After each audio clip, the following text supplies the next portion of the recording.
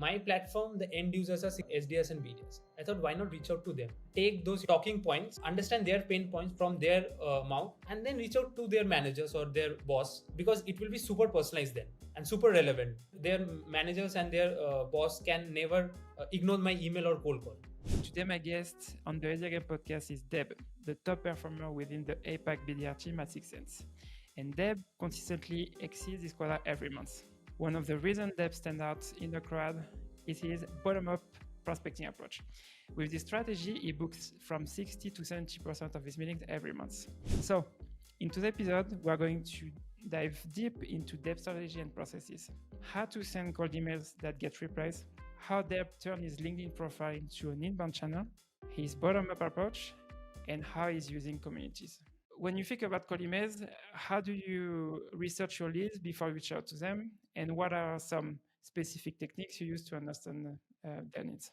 The platform that I sell, it helps me a lot as an SDR. I use my platform, 6 Sense platform, to research the prospects. So what it does, I'll explain to you. So we get accounts that are in market looking for a solution similar to us.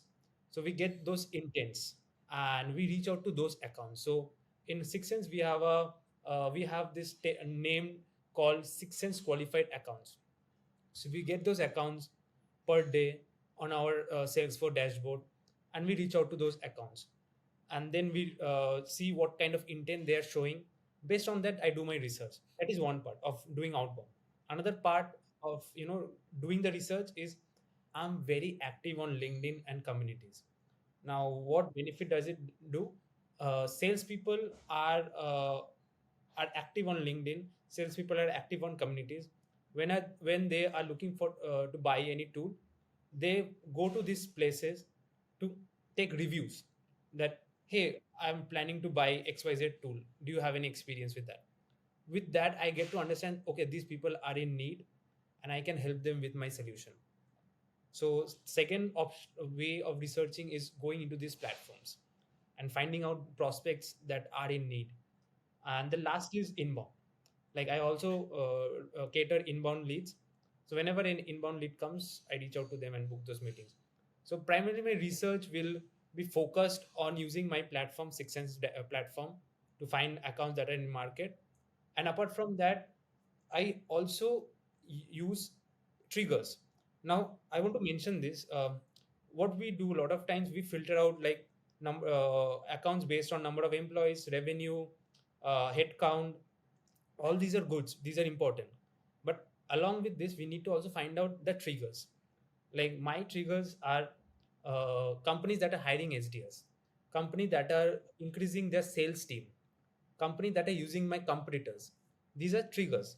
Now, as an outbound rep, I have to lead with an observation or a sales trigger. That's how I can make my outreach or prospecting relevant. So these are also things that I research before going to any company, prospecting any company, basically. Okay, so can you share some example where, for example, where you find if they're hiring SDRs or they are hiring sales or if they're using your competitor? How do you find that? So for hiring SDRs, I think LinkedIn is the best platform to find this information. Now, Sales Navigator is there. I can just go to Sales Navigator, use that option filter like hiring on LinkedIn.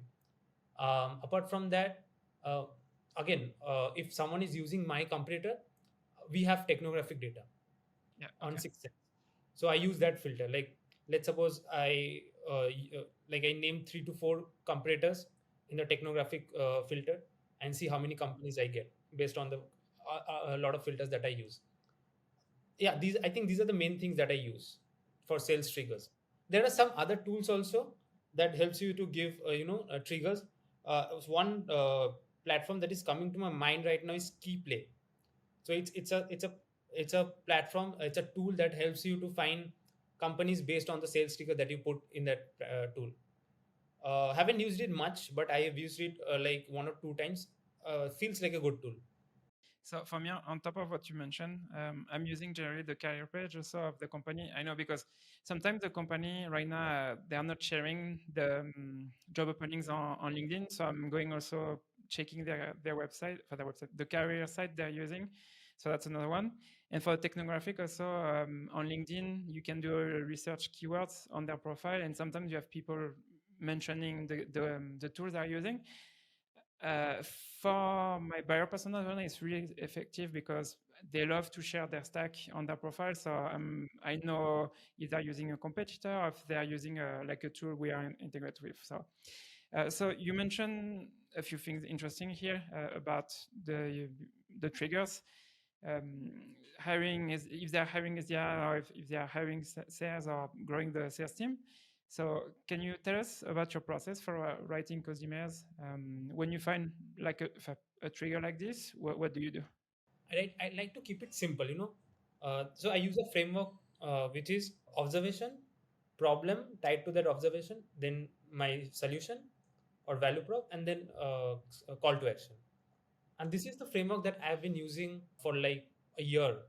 Like like the basics is same. I'm changing my copies, but the framework is same. Now observation is basically something that I've noticed in their company. It comes with the sales triggers. Like, hey prospect, I saw that you're hiding SDRs. Now then I move to the next step, that is problem. Now it is a problem that is tied to the observation. Let's suppose when someone is hiring SDRs, one of the problems they might face is to ramp their SDRs quickly and get them into business, finding the right accounts at the right time. It's a challenge for a lot of companies.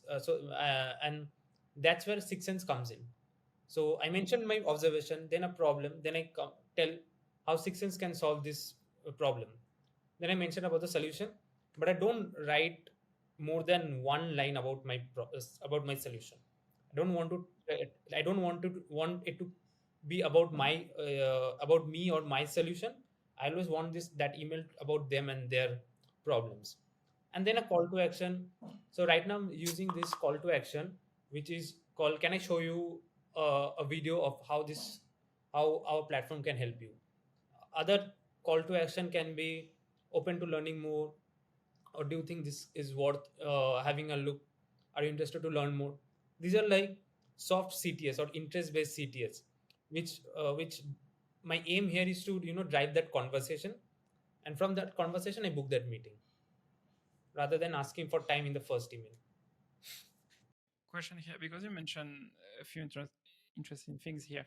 So you use different call to action. So when do you use a call to action about a video, for example, like you mentioned, or open to learning more, for example? When do you change your call to action? So I A/B test mostly, and I see which are acting good. Now, uh, currently, can I show you a video on how our platform can help you?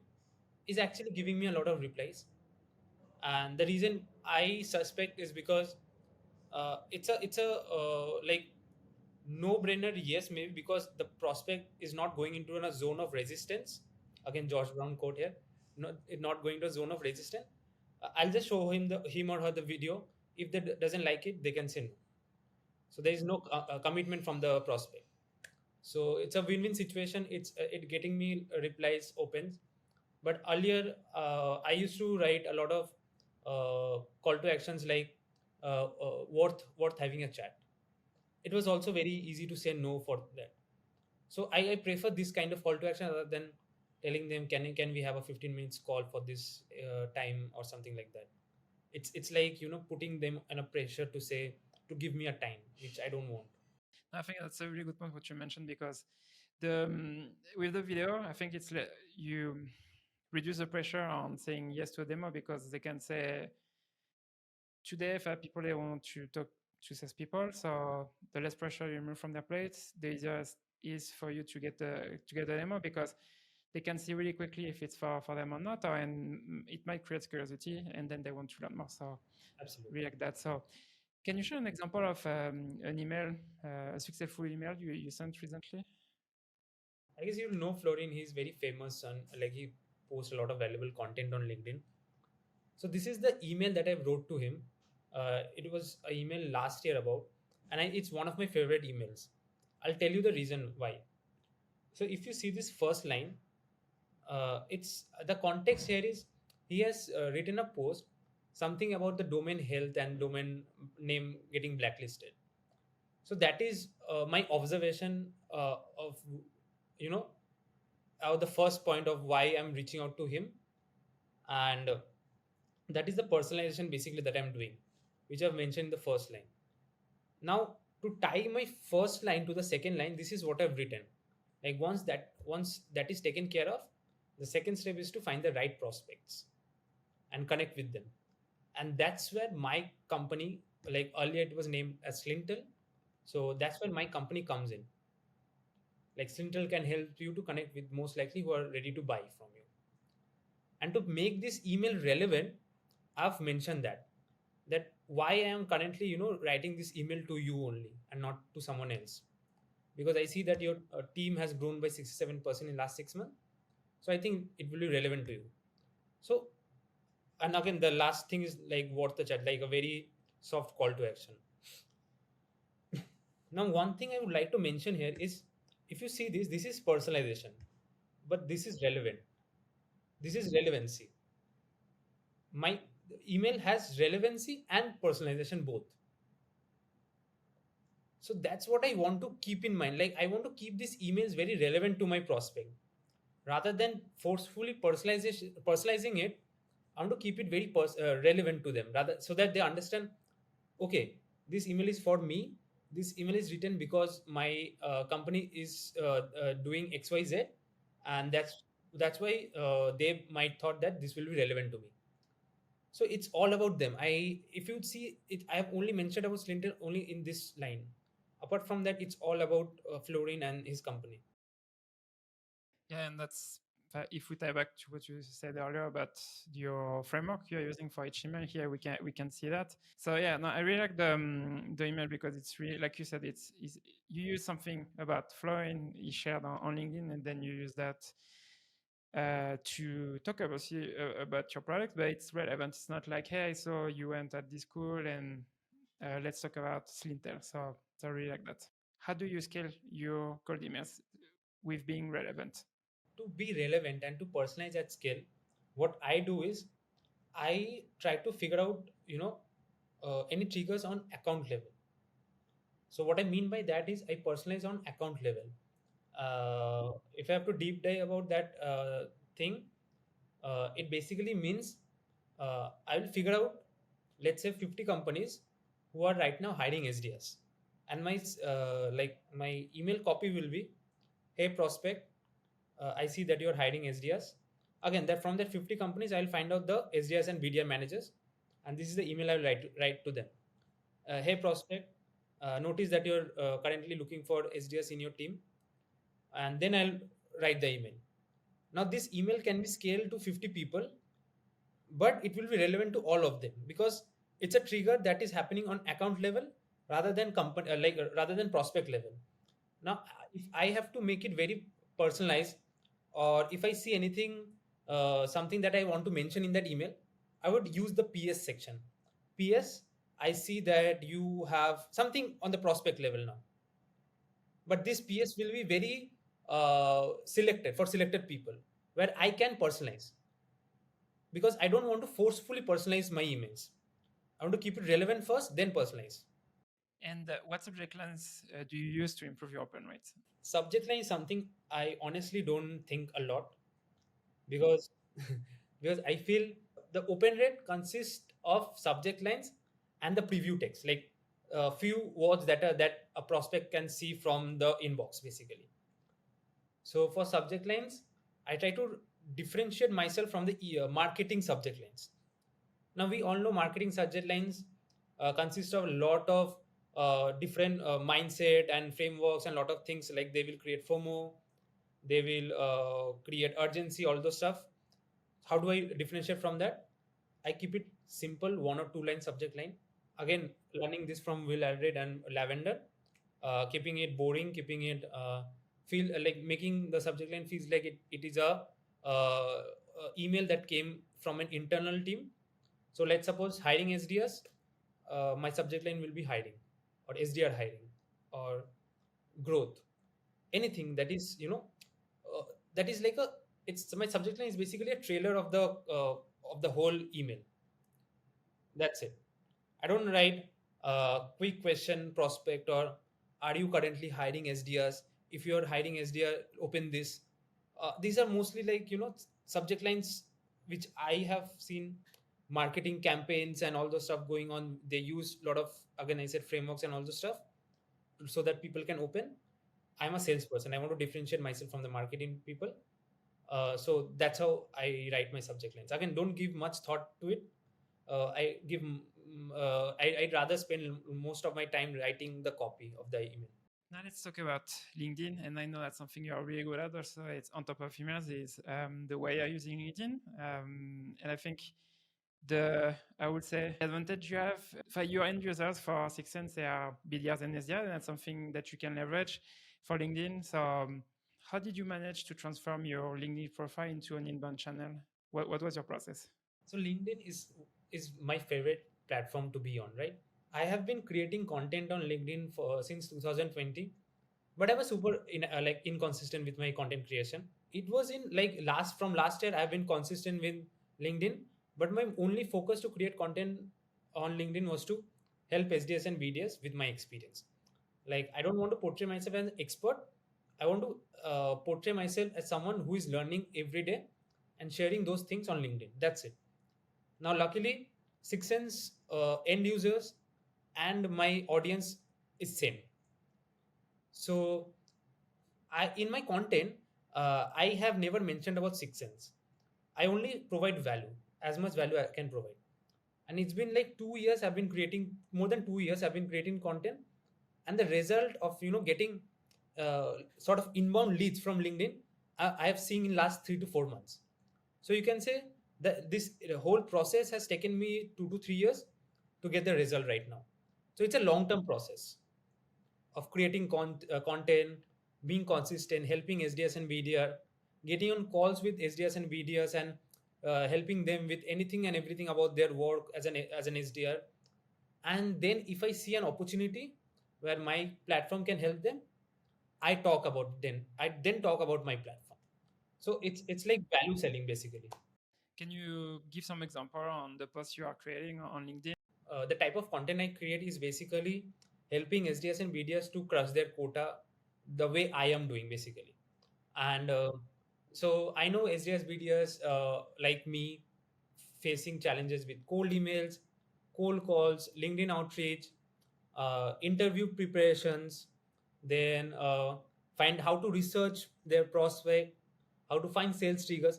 So these things I know these are the problems, and I just create content on these topics based on my experience, on how I write an email, how I got an reply from this prospect, what was the framework I used, how did I cold call and book the meeting. So these are all the experience I share, and then SDS and BDS they relate to my content. They approach me on DMs, and we chat on DMs. We get on calls, then we deep dive on their process. So this is like getting in touch with my audience on a deeper level, and that's where the trust comes in, and that's when the trust is built, they come to me and say, can I see the platform, can I see how 6sense can help us. So the trust takes time, but it's worth the time. Yeah, and actually, that's a good segue for your bottom approach, actually, because Yes. actually LinkedIn is the way you are starting conversation with SDRs or BDRs, and then during those calls, if you see you can help, obviously, if you are going to see how you can help them with 6sense. So before I ask you some specific question about this, do you think it was intentional in your process to do this in this way to help you book meetings, or it was just more like a natural thing, and you started to get more and more replies, DMs from SDRs? No, I would say it's a tactical thing, to be honest. So when I started at 6sense and Slintel, uh, the accounts that I used to get, I know the decision makers have been reached out by multiple SDS and BDS. So I thought that who are these people I can reach out and have a conversation. My platform, the end users are SDS and BDS. I thought why not reach out to them first and take those talking points or understand their pain points from their mouth, and then reach out to their managers or their boss now, because it will be super personalized then and super relevant. Like their managers and their boss can never ignore my email or cold call. So that's what I did. I had a presence on LinkedIn. I leveraged that. I reached out to the SDS BDS. The SDS BDS were really great. They helped me with their problems. I tried to solve their problems. A lot of times, I didn't have to, I didn't have to reach out to their managers. They helped me to book those meetings. Or a lot of times, I took XYZ problems. I spoke to the SDR or BDR. I understood that X and Z are their problems. Went to the manager and said, "Hey, I spoke to one of your SDR, and these are the problem they are facing. Are you currently doing anything to improve that or something like that?" Super relevant. There's no ifs and buts in there in those. There's no I didn't assume any problem. Those are problems that they are facing, and I just spoke to the SDRs and BDRs who are the end users, and then I moved to the top of the ladder basically. You mentioned something super important. I don't think you have like a lot of people talking about this. That's something I saw at Chili Pepper actually. Sometimes, like you mentioned, is you're maybe the sixth or seventh SDR reaching out to the account, because I don't know how it's working at 6N, but if every quarter you have like a new set of accounts, but at Chili Pepper it was the case. So each quarter we had like a new list of accounts. So it means that if you are a brand new SDR joining Chili Pepper, maybe you will be the sixth or seventh SDR reaching out to the account. So why, if you are doing the same thing that the other reps did and don't book the meeting, what's the point of doing it? So here, what you did is something different. Instead of trying to talk to the same people, you took another approach, and then you use that to leverage this and then book the meeting, because it's now you know that they might have a pain, and then you book the meeting. So I think it's you find like a problem, and then you find a solution that maybe the rest of the team didn't do to prospect the account. Absolutely. Basically, a way to stand out from the crowd. Can you share some questions that you ask, for example, with those SDRs during those calls, so that you can use in your outreach after? So when I talk to these SDRs and BDRs, these are mostly like conversation. Like it's mostly two SDR talking about their like work or how they prospect. It's more of a conversation rather than me asking them questions. Like I would reach out to any SDR and say, let's say this SDR has started his or her journey a month or 2 months back. Now, how I will approach them? Hey, let's say, hey, Rick, I just saw that you are part of this company for 2 months now. How has been your experience being an outbound rep? This is a question that I generally ask to start a conversation. Now, why these people talk to me? Because I have a lot of value to provide. I have a lot of resources that I can share. I have experience that I can share. I research a lot of tools that I can share with these SDRs. So I have made myself a resourceful SDR, you can say, whom like if any SDR or BDR talk to me, I can guarantee that his or her time will be worth it. So I've made myself in such a way that I'll make sure that when I reach out to these SDRs and BDRs, they are like excited to talk to me. And how I do it? By giving them more and more value. And in the process of value, I understand their workflow, their way of working, where are they facing problem, and if I can solve their problem. So bottom line is, I make myself so much resourceful that like even someone who has, let's say, a new BDR or SDR started their journey, they will take a lot of learnings after our conversation. So it's a win-win situation for me as well and for that SDR as well. And how do you use the information? Let's say that you can help the company the SDR is working for example. How do you use the information in your Twitch? Do you ask for permission to mention the name of the SDR, or how do you contact the decision maker, or what's your process? Yeah. If I want to name drop, I'll ask the permission. Yeah. That, hey, can I use your name when I reach out to your manager or boss? because there was one time that I didn't ask for permission and I reached out and it was not a good experience. So I make sure that I take the permission, and if not, when I reached out to these managers, I don't mention the name. I just say I've been talking to one of your SDRs, and this is what I got to unknow. So I keep the name, I don't mention the name. I don't talk anything about the SDR or BDF whom I'm talking, who I've spoken to. But most of the time, I want to name drop because that actually set me apart from the crowd again. So I take the permission. And most of these SDRs are BDRs are very cool to name drop. You told me that you use Slack, but also WhatsApp also. So how do you leverage Slack and WhatsApp?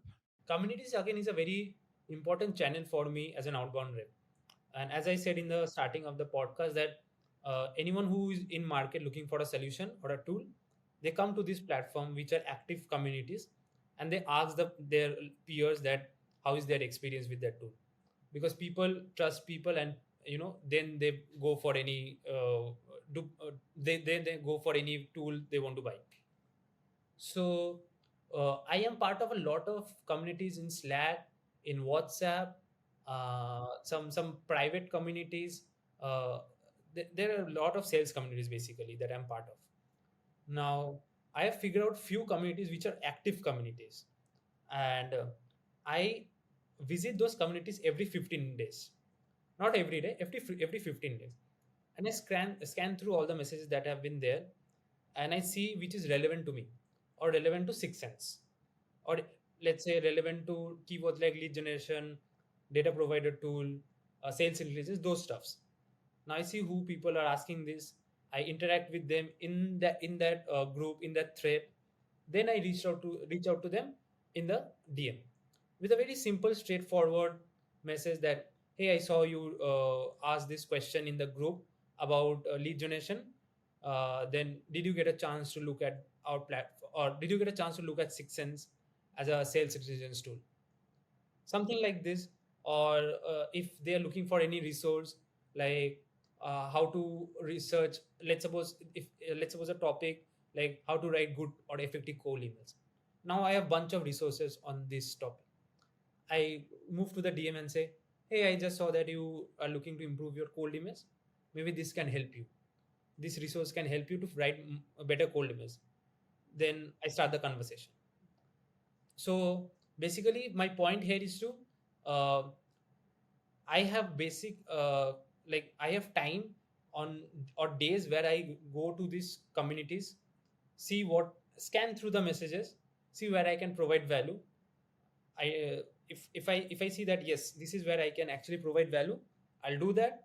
Then I'll also reach out to them on DMs, and then this is the whole process of me booking meetings. And I remember this. There was one prospect who asked something in the group, and I was active at that time. I spoke to that prospect that night. Next day we had a meeting, and it went to the next step. Like it became an opportunity, sales opportunity. So leveraging and this that was a WhatsApp community basically. Like before that I haven't used WhatsApp as a prospecting channel also. So it was like I understood that, like if we leverage not only call or email or LinkedIn, if we leverage Slack, WhatsApp, Twitter, and find our prospects where they are at, it's the best way to book those outbound meetings, because you have to leverage different platforms. Yeah, because it's come back to what you mentioned earlier is you are focusing on triggers. So if you have someone asking a specific question, then you can help with if they have something that you can help with at this moment.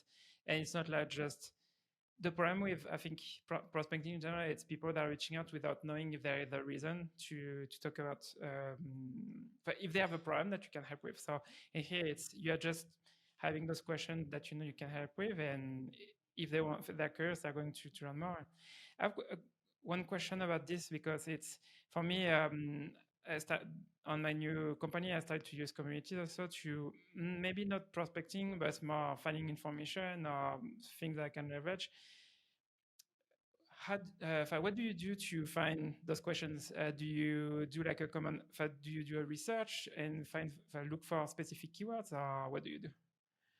or just read the full conversation? Or It depends. Like in Slack, you can search by groups. Search by keywords. Also in WhatsApp, you can search by groups. You can search by keywords.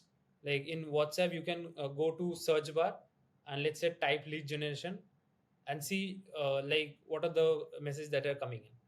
So it depends actually. And why I say it depends because let's say in 15 days there are 1,000 messages.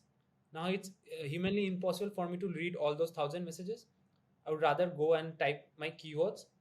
Uh, by now I understand what are the keywords that are important for me. So I'll type those keywords and see who are these people asking these questions. And if it's less number of messages, then I will take that effort to read each of the messages to see if anyone asking anything that I can help with. what's your favorite resource to grow as an SDR? So I have to say I love podcasts, and SDR game podcast is one of my favorite podcasts. Not that I am here right now. It was one of my favorite earlier before I was here. So podcast is something that I really enjoy. One, it is because I feel I can listen to it while I'm maybe doing while I'm performing my exercise or doing something else. Like I can put my earphones on. I can listen to the podcast. Second place is LinkedIn. I'm all like you can say I am 24 into 7 active on LinkedIn, almost 24 into 7 active on LinkedIn. I put content there. I share content. I engage with people. I engage with a lot of interesting folks like you on LinkedIn, and I would say these are the two main, and the third will be newsletters. Like again, I've subscribed to your newsletter, have been reading it for a year now, and I read a lot of bunch of other sales influencers newsletters. So these are the three platforms that I leverage for my for upskilling myself basically. Yeah, can you give an example of another newsletter you are reading? So there are a couple of newsletter. One, a newsletter is from Josh Brown. Second, a newsletter is Lavender's newsletter. Will Alred and Lavender's newsletter that I read. Third is your newsletter that I read. Then there is a newsletter from Jason Bay that I read.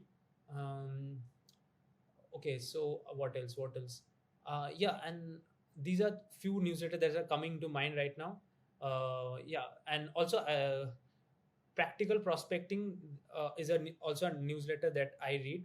I don't remember the name of the owner of the newsletter, From but Jed? yeah, from Jet. Yeah. Yes, yes, that's right. From Jet. Yes, I read. I'm also connected to him on LinkedIn. Great guy, shares great content on sales and SDRs. So yeah. What's your favorite tool for prospecting? You can say Six Sense. I would, yeah. Okay. I would say Sales Navigator. It's a great tool.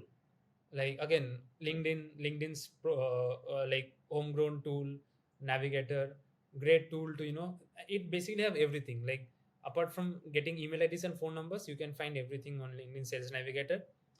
And I also love leveraging videos or voicemails. Okay.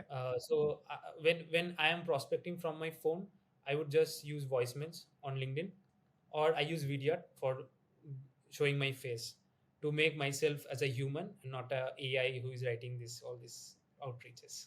And last question. So, what's the most practical advice you can give to SDRs to improve their results immediately?